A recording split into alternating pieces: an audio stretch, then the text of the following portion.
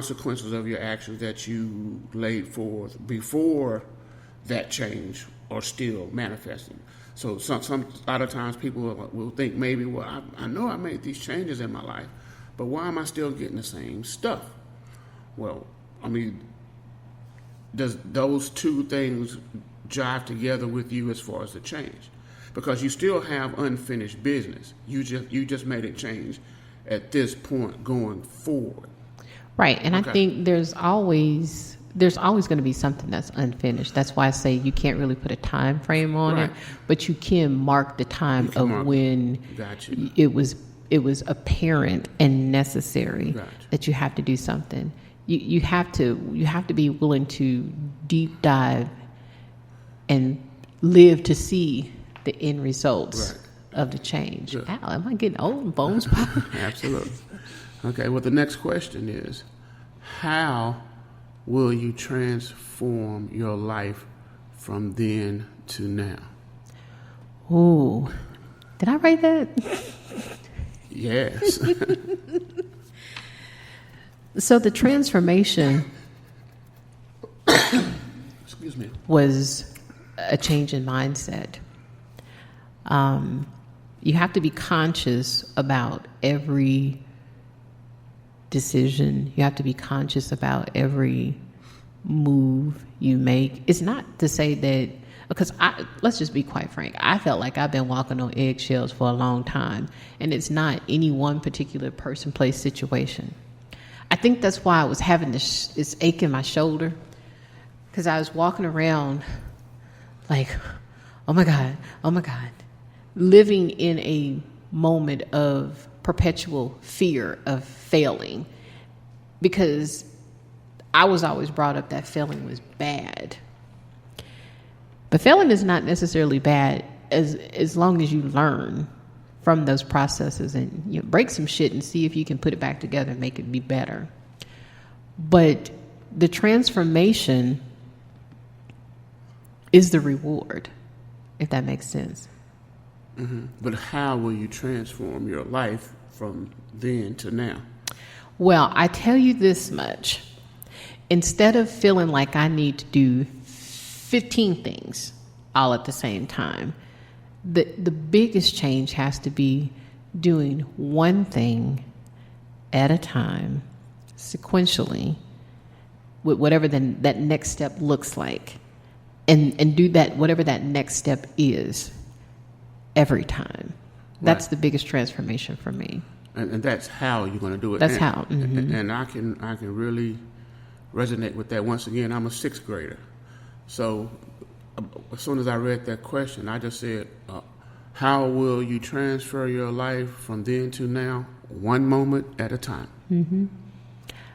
I've spent so much time trying to figure out how to get to the end that I hop over steps 1 through 23. And try to go straight for the end. And I'm like, I'm going to nail this. And it's like, well, wait a minute, hold on. If the recipe says you got to beat the sugar and the cream together, or the sugar and the butter together so you can get the cream first, you can't put the sugar in the flour and try to figure out why your cake ain't light and fluffy. Right. I'm just saying. Perfect analogy, yeah. Yeah. Perfect analogy. And we like to eat. Right. Okay. I might have to make a cake after this, but I'm just saying. Make a cake after that. Mm-hmm. I might have to help you. So that I like that. I like that answer. I would like to just add. You definitely change one moment at a time. But if you're transforming your life, ultimately, what that means is you're transforming your habits. Oh yeah. Okay. Yeah, you can't change if you have habits, and not all habits are bad. But you're going to have habits. Yeah. Are they going to be productive or unproductive is the only question. Right. So I'm trying to have some uber productive habits, because I'm living my platinum life right about now. That's right. Well, good. Okay. And the final question is, tell the family what you want the listeners to remember about you. Ooh. I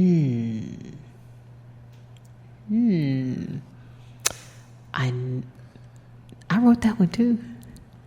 Well, I don't know if you wrote it, but it's on here.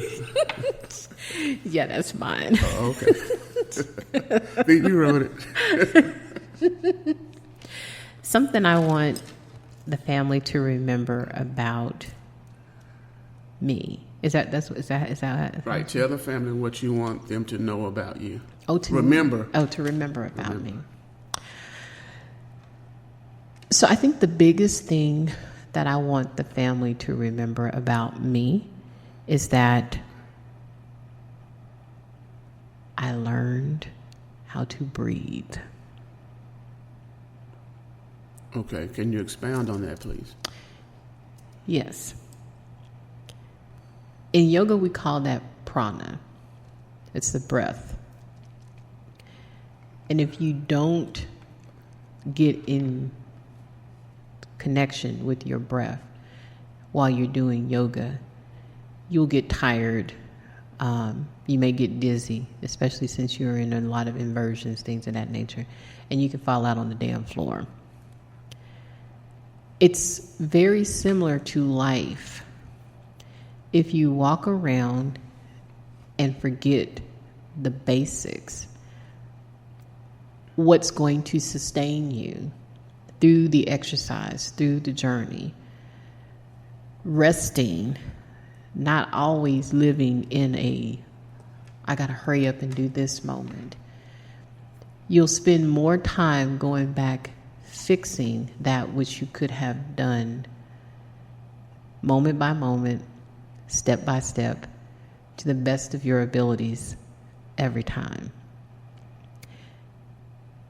And in the yoga classes, I'm very intentional about making sure that my students remember to connect with the breath. Because as you take in that life force, as much as it calms you, it also gives you peace of mind and it gives you power. Walking around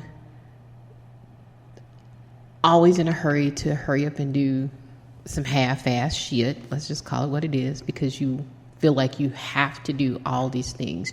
You have to be this person. You have to be that person. You have to do this. Well, yeah, you may have to do all of that. But if you never stop to breathe, to be in the moment, to be present, to be mindful, well, hell, you missed the journey. And then you die. I'm just saying. Okay. And then you die. So family basically should remember to, not only for you, but for everyone, learn how to breathe.